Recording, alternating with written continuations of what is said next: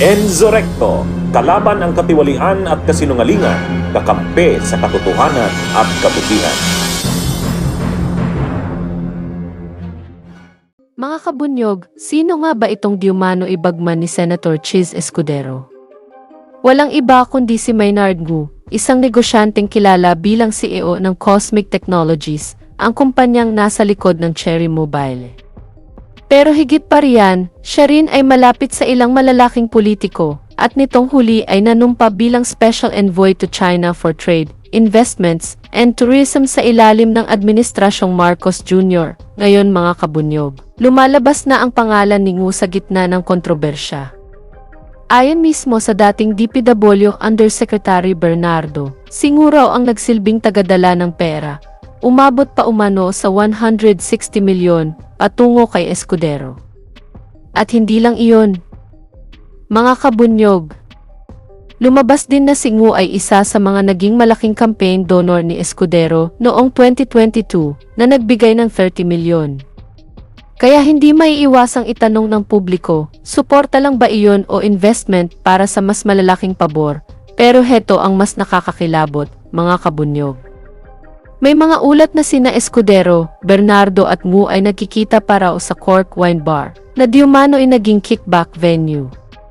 Dito raw pinag-uusapan ang porsyento, ang hatian at ang mga proyekto.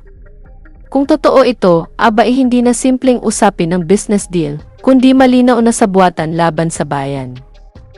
At ngayon, mga kabunyog, si Escudero na ilang dekada nang nasa politika, na pinalalabas ang sarili na malinis at para sa bayan, ay biglang nadadawit sa isa sa pinakamalalaking iskandalo ng flood control projects.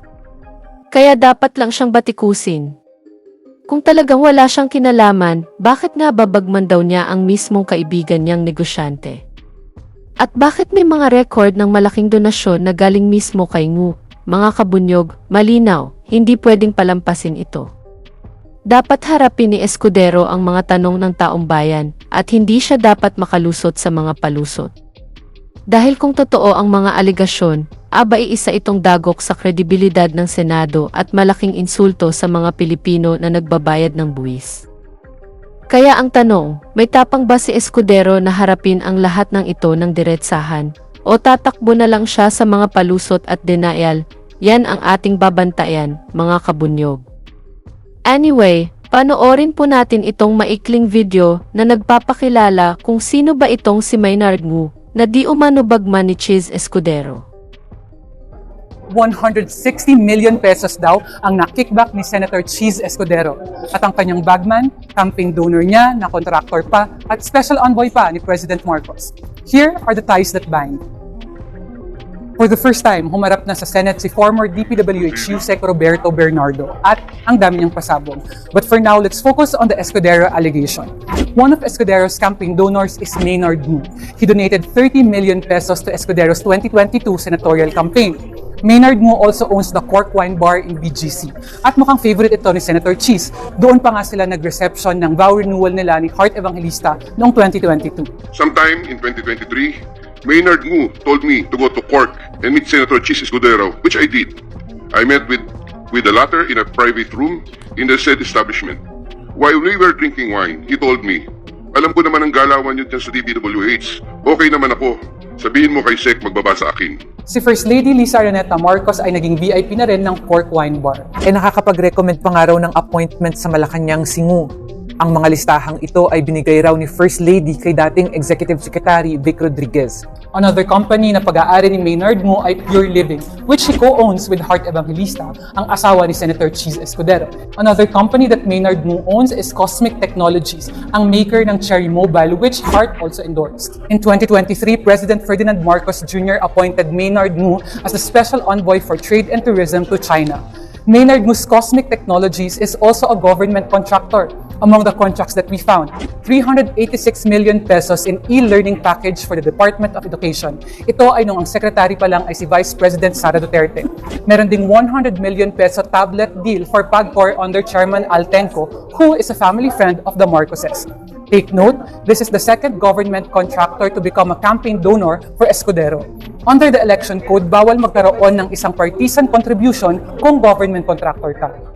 Ang sabi ni Bernardo, ang hiniling daw ni Escudero habang nagiinuman sila sa court, nagbunga, na ilagay ang 4 projects worth 800 million pesos sa 2025 national budget. To recall, this budget has been called the worst budget of all time. Ang dami ngang nabito, pero ang dami pa rin natira. Allegedly, ang kickback daw ni Escudero ay 160 million pesos na dineliver kay Maynard Ngu. After inclusion of the projects in the GAA, I delivered 20% of approximately 800 million or about 160 million to Maynard Ngu, which was meant for Senator Escudero. The delivery of the 160 million for Senator Chis referred to in paragraph 17 of my affidavit happened sometime in the first quarter of 2025. Around July 2025, I had a chance encounter with Senator Chis and Maynard Ngu at the court. Senator Chis Escudero approached me, shook my hand, and said to me, "Thank you." Senator Chis Escudero is denying everything at kaya niya daw itong patunayan. Based on the testimonies of the district engineers, ang pagkarga ng pera sa budget ay nangyayari in the 3 stages of the budget process. Yung una ay yung sa proposal or sa NEP. Yung pangalawa ay via insertion sa BICAM. At yung last resort via the unprogrammed appropriations. Itong 800 million peso project daw para kay Escudero sa BICAM siningit, sabi ni Bernardo. Indeed, sa 2025 budget proposal, isang project lang sa ibang location sa Marinduque ang nakalista. At mura lang ito, 52.8 million pesos. Pero pagdating ng final budget after the BICAM, dalawa na ang project sa Marinduque. And on a different location, 300 million pesos each or 600 million pesos. Ang nahanap namin, kontrata ng dalawang mas murang project sa Valenzuela. Yung isang contractor sa Valenzuela, ang Top-Notch Catalyst, isa sa top 15 flood contractor sa buong bansa. Ang may-ari ng Top-Notch ay si Yumir Villanueva, na kaibigan daw nila Bryce Hernandez. Sino yung nasa program, yung nakangiti? Kaibigan po namin, si Engineer Yumir Villanueva po. Okay. Hindi ko maalala exactly kung ano pong meron yun, pero parang meron pong get-together.